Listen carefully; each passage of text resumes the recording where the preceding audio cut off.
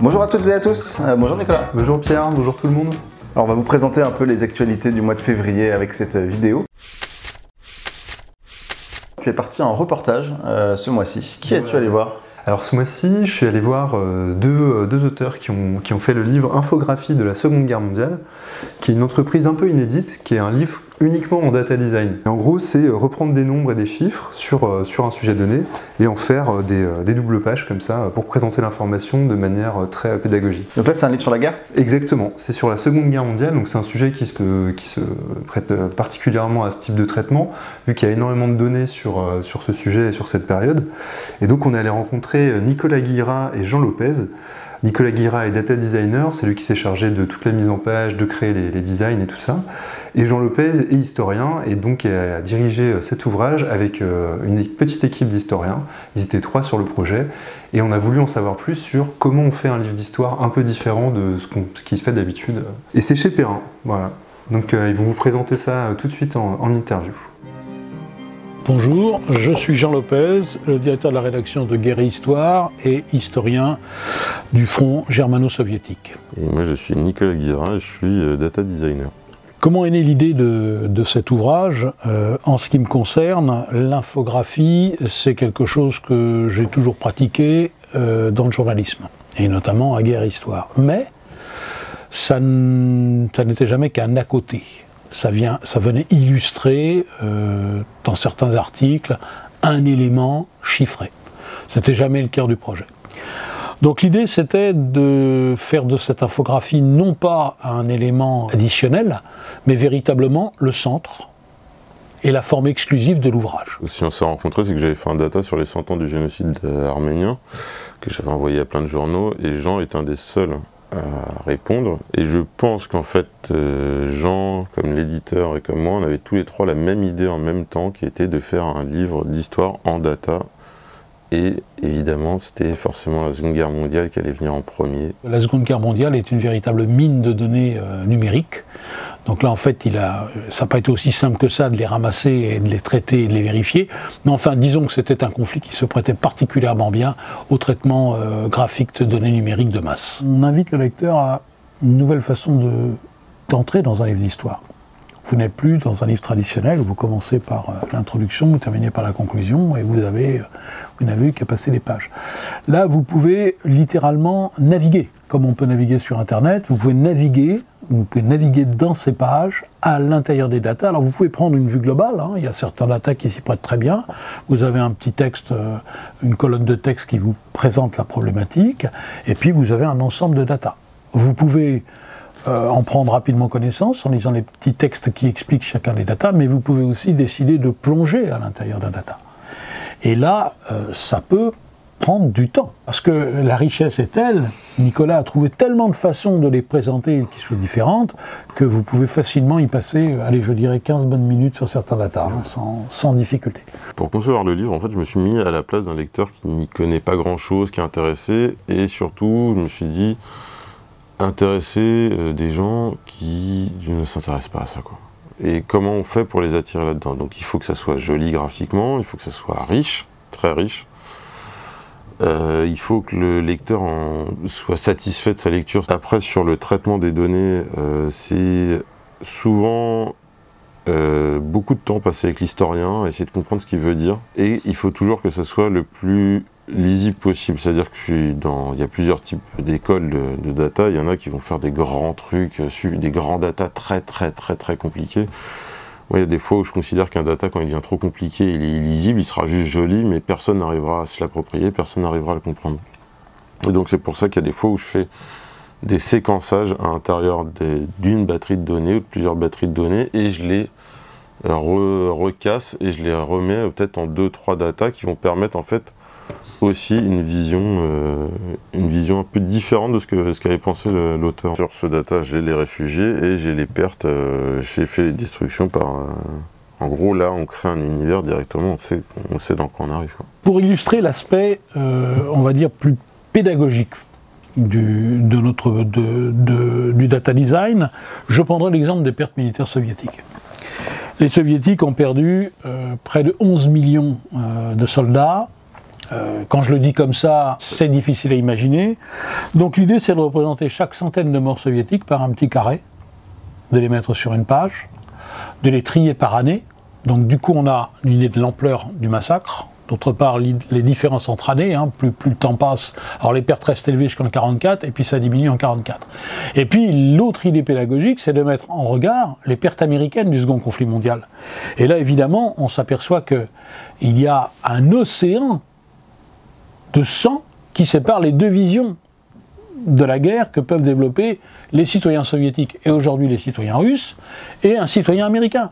Quand vous avez eu d'un côté 11 millions de morts militaires et 27 millions de morts au total avec les 18 millions de morts civiles et de l'autre côté 365 000, eh bien vous ne pouvez pas voir la guerre de la même façon. Cet aspect numérique qui permet d'objectiver les problèmes va permettre surtout au lecteur de faire sa propre enquête. Quand on fait le livre, on s'aperçoit réellement qu'il y a énormément de choses qui traînent et qui sont en fait plus idéologiques et qui sont des constructions particulièrement allemandes. Et en fait, c'est l'OTAN, le pacte de Varsovie, c'est la guerre froide qui va influencer une grande partie de l'histoire qu'on a appris nous.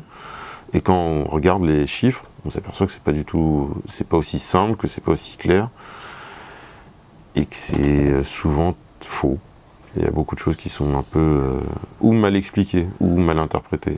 Et là, le but de refaire un data, c'est qu'on est obligé de bien expliquer, sinon ça marche pas, ça se voit un data qui marche pas. Donc si vous voulez, pour chaque problème, il y a une remise à plat, il y a une prise de distance par rapport au discours historiographique traditionnel, on fournit les chiffres et on a évidemment un petit texte qui accompagne, et on dit à lecteur, maintenant lecteur, faites-vous votre propre idée à partir des données objectivées par le data.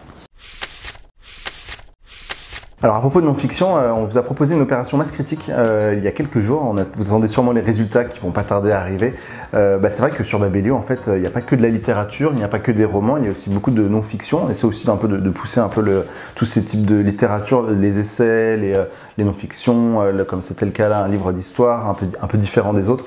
Et donc voilà, donc on a essayé de faire plusieurs interviews ce mois-ci autour des essais, autour de la non-fiction. Voilà, c'est ça. Donc on a déjà une interview qui est en ligne avec Bernard Joubert. Donc Bernard Joubert, c'est un spécialiste de la censure dans la littérature et de la censure des livres en général. Et il a sorti donc un panorama de la bande dessinée érotique clandestine, qui est une fraction assez précise de la bande dessinée. Et donc il nous a expliqué un petit peu toute sa démarche dans l'interview. Et c'est un livre qui reproduit, je ne vais pas vous le montrer là parce qu'il y a des scènes un petit peu licencieuses, vu que c'est clandestin, et que, voilà. Mais donc il reproduit certaines bandes dessinées érotiques, voire même plutôt pornographiques. Et en fait, sa démarche est assez intéressante. Il nous explique pourquoi il y a de la censure, pourquoi surtout il y a de l'autocensure, plus que de la censure aujourd'hui. Et donc, dans cette interview, il revient en profondeur sur sa démarche. Et l'éditeur, c'est La Musardine, dans la collection Dynamite, qui est consacrée à la bande dessinée, justement. Très prochainement, en interview, on va avoir, donc sur un tout autre sujet, comment parler à un alien. Donc ça, c'est chez Le Bélial, dans la collection Parallax, qui est assez récente. Donc ça, c'est un livre de linguistique, sur si jamais on rencontrait des aliens, comment ça se passerait en fait, comment on pourrait communiquer avec eux. Il y a plein de films qui traitent de ces sujets-là, mais là c'est vraiment un linguiste, un spécialiste, Frédéric Landragin, qui a décidé de se pencher sur le sujet. Très prochainement, vous aurez aussi une interview de Jean Talon, qui est un auteur italien, qui est aussi traducteur du français à l'italien, qui a écrit un très bon livre sur les explorateurs, touristes et autres sauvages. Donc c'est un livre sur l'ethnologie, l'ethnographie, l'anthropologie et le tourisme actuel, à travers 16 histoires courtes. Il raconte des destins un petit peu d'anthropologues, d'explorateurs et de touristes. Et ça parle beaucoup du regard qu'on peut porter sur les autres cultures, notre recherche d'exotisme et parfois la façon dont on se trompe un peu sur comment on considère d'autres cultures. Donc c'est éditeur plein jour. Et on a deux autres livres, dont vous allez entendre parler prochainement aussi. Parcours Blues en 150 albums. Donc ça, c'est une réédition augmentée. C'est donc Philippe Thiers, qui est un spécialiste de la musique psychédélique, de la musique rock et du blues, qui a sorti donc ça chez Le Mot et le Reste. Et c'est un parcours, donc, comme son titre l'indique, en 150 albums. Donc c'est des idées d'écoute pour vraiment plonger dans le blues. Ce qui est intéressant, c'est qu'il y a des choses plus ou moins connues. Il y a des artistes que vous ne connaîtrez absolument pas dans ce livre-là. Et ça va assez loin dans le détail. Donc voilà, ça aussi, on en reparlera bientôt. Et un autre ouvrage, donc c'est Pauvert, donc sur l'éditeur Jean-Jacques Pauvert, qui est un éditeur assez fameux, qui a pris pas mal de risques dans sa carrière, qui a été assez fauché à certains moments et qui est une grande figure de l'édition. Donc ça, c'est un ouvrage assez épais de Chantal Aubry. Donc c'est une biographie Voilà, c'est une biographie et à la fois c'est un ouvrage un peu analytique sur son parcours de Chantal Aubry qui a travaillé avec lui pendant plusieurs années. Et ça, c'est chez L'Échappée. Donc voilà, pour notre sélection d'essais de ces temps-ci. Voilà, essais, biographie, donc c'est un peu toute la non-fiction qu'on essaie de mettre un peu en avant sur Babelio, qui est très présente, mais qu'il faut parfois un peu fouiller pour trouver des perles, des pépites de non-fiction. Sur Babelio, on vous parle aussi de bande dessinée, comme vous le savez certainement, et dans le même esprit que le top 18 des romans de l'année 2018, on vous a proposé aussi il y a quelques semaines un top BD, donc c'est les 20 BD qu'il fallait lire en 2018, c'est les 20 BD les plus ajoutés par les lecteurs Babelio à leur bibliothèque. Pierre, tu peux nous en dire quelques mots? Oui, tout à fait. On a voulu savoir un peu ce que les lecteurs ont lu en 2018, en tout cas quels BD ils ont lu. Donc voilà, on a fait un top des livres effectivement les plus ajoutés dans les bibliothèques des lecteurs. Et donc c'est un classement assez éclectique qu'on retrouve. Il y a des mangas, il y a des comics, il y a des bandes dessinées franco-belges. Il y a vraiment un peu des sujets très différents les uns des autres. Il y a aussi un peu de non-fiction dans les bandes dessinées. On retrouve des stars absolues de la bande dessinée comme Riyad Satouf, Zep, voilà quelques grands noms. On retrouve aussi des noms peut-être un peu moins connus, des bandes dessinées qui étaient un peu plus à l'ombre des grandes sorties de l'année. Donc on vous propose de découvrir le top. On va juste peut-être vous présenter le numéro 1. Celui qui est la bande dessinée donc, de l'année 2018, c'était ce que j'aime, c'est les monstres de Émile Ferris, publié chez Monsieur Toussaint Louverture. Émile Ferris qui a écrit donc cette bande dessinée qui est très originale puisque on se retrouve avec une sorte de carnet dessiné uniquement au stylo bic. Et donc en fait c'est l'histoire d'une jeune fille dans le Chicago des années 60. Donc il y a beaucoup de questions sociales dans ce roman graphique.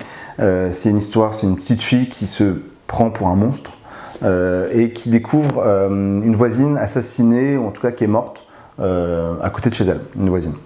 Et donc du coup elle commence à se dire il y a peut-être quelque chose de louche dans cette histoire.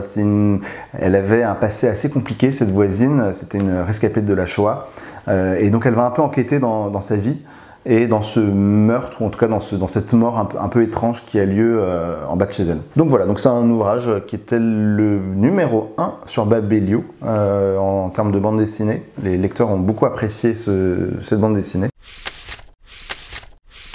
Si vous voulez nous rencontrer ailleurs qu'à Paris, on sera très bientôt à la Foire du Livre de Bruxelles, où on va vous proposer plusieurs événements différents. Donc il y aura des rencontres, il y aura des formats qu'on n'a jamais testés.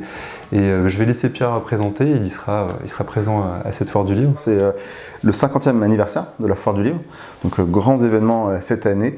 C'est une foire qui est un salon du livre en fait, qui est gratuit, donc vous pouvez venir, je crois qu'il y a 1 millier d'auteurs à peu près qui est attendu, il y a des grands noms, on va vous en parler un petit peu. Et tu présentes des rencontres assez variées, j'ai l'impression, il y a autant de la bande dessinée que du roman. Tout à fait, il y a plusieurs littératures qui sont disponibles, qui sont mises en avant dans ce salon du livre, que nous on va avoir un petit échantillon de tout ça avec les rencontres Babelio.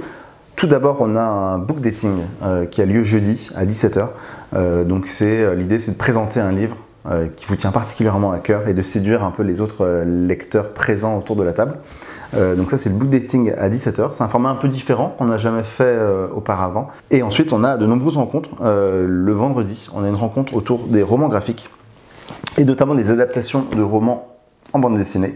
Il y a Futuropolis qui publie de nombreuses adaptations. Et donc on aura 3 auteurs qui vont venir présenter leurs ouvrages, leurs adaptations, avec une rencontre autour de ces auteurs. On va parler de Profession du Père par exemple, de La Perle et de d'autres romans publiés chez Futuropolis. En vendredi, on aura également une rencontre autour du polar. Alors, autour du polar, en fait, autour du roman historique et du thriller, puisque ces 2 auteurs que je vais recevoir, c'est Victor Del Arbol et Mejdil Borman.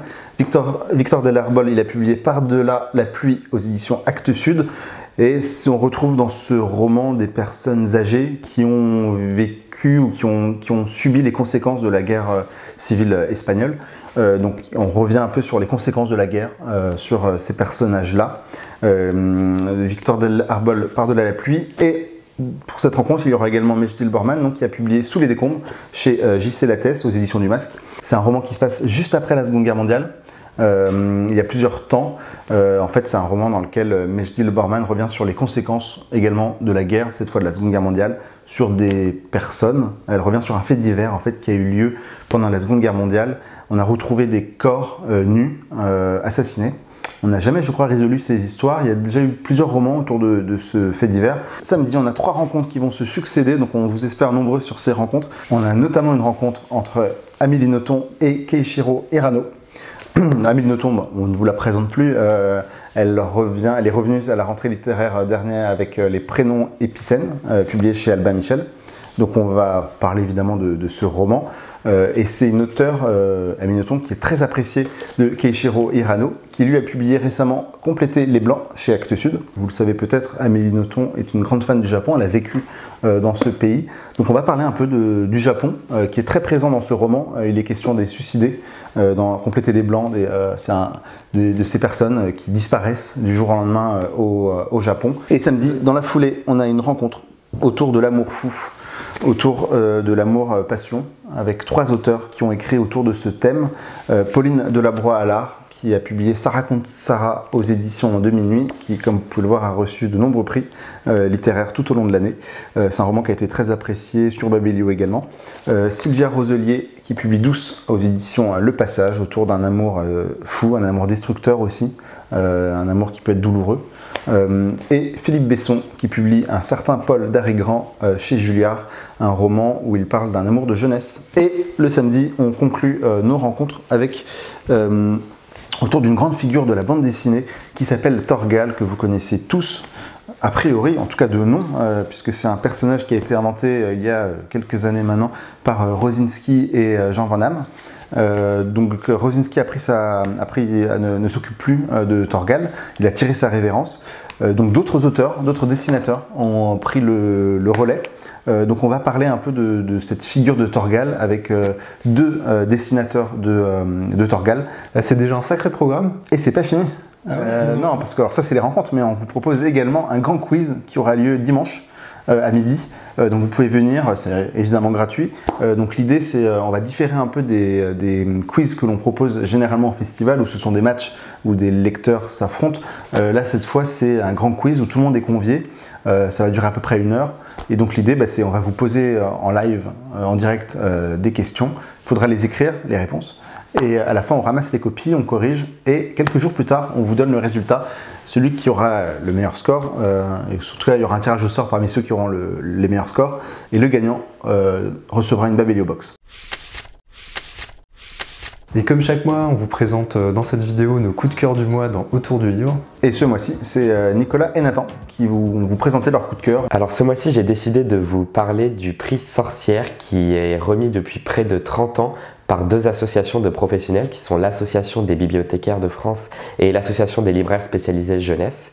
Et ils mettent à l'honneur chaque année dans 6 catégories différentes une littérature jeunesse de qualité qui est choisie par des prescripteurs de littérature jeunesse qui sont donc spécialisés dans cette littérature et qui mettent en plus à l'honneur des maisons d'édition pour la plupart indépendantes ou alors en tout cas qui sont très diversifiées. Il y a donc 6 catégories qui sont séparées en 3 prix. Tout d'abord la catégorie carrément passionnant qui met plutôt à l'honneur le scénario et l'histoire de livre. Cette année on a donc un roman junior catégorie mini qui est La légende de Podkin le Brave tome 1. Et dans la catégorie carrément maxi, on a un roman qui est plutôt pour les ados, qui est un roman poétique qui a aussi été récompensé par une mention du prix Vendredi en novembre dernier. C'est Mili Vodovic qui est paru aux éditions Mémo, qui est un roman poétique très très beau. La catégorie carrément beau met plutôt à l'honneur l'esthétisme et le graphisme des livres. Dans la catégorie mini cette année, on a une super histoire de cow-boy de Delphine Perret qui est un album hilarant, qui est l'un de mes albums préférés de 2018 et qui est donc dans la catégorie mini qui est plutôt pour les moins de 10 ans.